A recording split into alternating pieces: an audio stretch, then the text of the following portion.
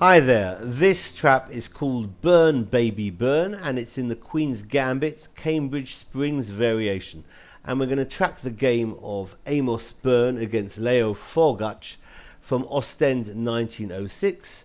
Amos Byrne, of course, was a famous player who lent his name to a variation in the French defence.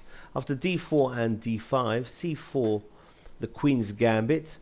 The orthodox defence with e6, Queen's Gambit declined, knight c3 and knight f6. The typical pin on the knight with bishop to g5, and the defence knight b d7, which at the moment is the elephant trap if white tries to win that poisoned d5 pawn with c takes, e takes and knight takes is losing for white. So white plays here e3, c6 supports the centre and helps the queen exit along the d8, a5 diagonal, knight f3 and queen a5. So in this common position, one of white's most solid manoeuvres is actually to retreat the knight back from f3 back to d2. So after this, black tries knight e4, but this is not really going to work for black. In some variations of the Cambridge Springs, it can actually be a winning line. But here knight d takes on e4 and d takes on e4 leaves now the bishop on g5 hanging, so it drops back to h4. And here black challenges the center with e5. A bishop e2, white's going to castle and try and get at the pawn on e4, so f5 defends, and now castles and g6. So black's already very underdeveloped, and I would say even close to losing.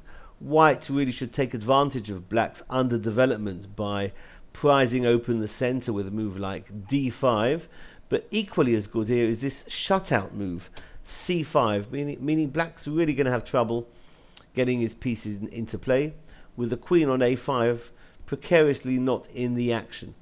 Bishop g7, another mistake by black, as the bishop should at least go to e7 and try and trade with the dangerous bishop on h4. So white now gains a winning advantage with queen b3, threatening to infiltrate to e6. So knight f8 releases the bishop on c8 and the knight controls e6. But bishop c4 threatening to invade bishop to f7 check, so the queen's going to drop back to c7, and now d5 with that pawn opening black's defenses, even threatening to press on to d6. h6, a very limp, lackluster move by black, trying to get g5 in, and maybe bishop g3, then f4 might even win material for black, but it's too late and too little. d6 hits the queen, queen d7, and the bishop, to avoid being smothered by black's pawns on the king side, finds a nice home on e7 with the threat now bishop f7 checkmate. So black deals with that by playing knight e6, but now a beautiful winning move by white. Knight to b5. Well, the knight's threatening to jump into c7, because if knight takes on c7, bishop f7 is going to be mate, and if c takes on b5, then bishop takes on b5 is picking up black's queen.